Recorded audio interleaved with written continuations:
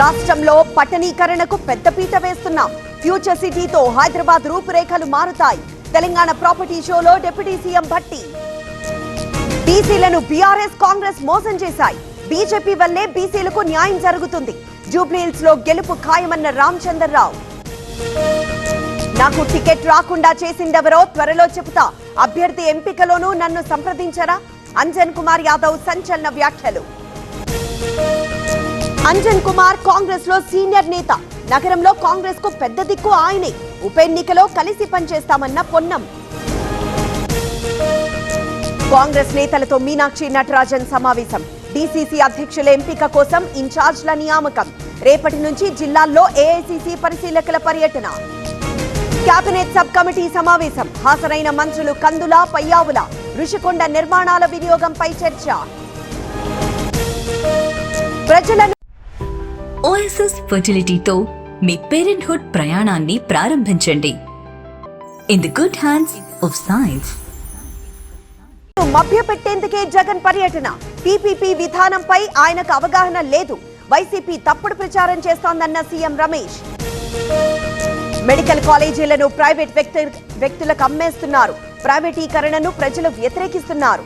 PPP విధానాన్ని వెనక్కి తీసుకోవాలన్న అమర్నాథ్.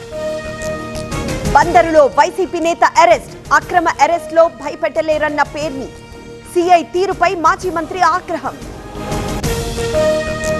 నిజామాబాద్ చేరుకున్న రేవంత్. ఇటీవలే ఎమ్మెల్యే భూపతి రెడ్డికి మాతృవియోగం. కుటుంబాన్ని పరామర్శించిన సీఎం. గుంటూరు హాస్టల్లో విద్యార్థులకు అస్వస్థత. పెద్దనందిపాడులో 17 మందికి చికిత్స. మరికొందరికి జ్వరం. కలెక్టర్ పరామర్శ. హైకోర్టును ఆశ్రయించే యోచనలో జనార్దన్. కల్తీ మద్యం కేసులో A1 గా ఉన్న జనార్దన్ ముందస్తు బెయిల్ రాకపోతే లొంగిపోవాలనే ఆలోచన. లిక్కర్ కేసులో చెవిరెడ్డి మోహిత్ కు బెయిల్. ముందస్తు బెయిల్ మంజూరు చేసిన సుప్రీంకోర్టు. తదుపరి విచారణ 4 వారాలకు వాయిదా. బద్వేల్లో రెవెన్యూ అధికారుల ఉక్కుపాదం. తిప్పనపల్లిలో ప్రభుత్వ భూమి కబ్జా. నోటీసులు జారీ. కంచె తొలగింపు. ఆయిషా మీరా తండ్రికి ఊరట. సిబిఐ తుది నివేదిక ఇవ్వాలని కోర్టు ఆదేశం. ఈ నెల 31 లోపు తుది నివేదిక ఇవ్వాలన్న కోర్టు. నార్సింగి డ్రగ్స్ కేసులో పోలీసుల దర్యాప్తు. 2 నిందితుల అరెస్ట్. పరారీలో మరో 5.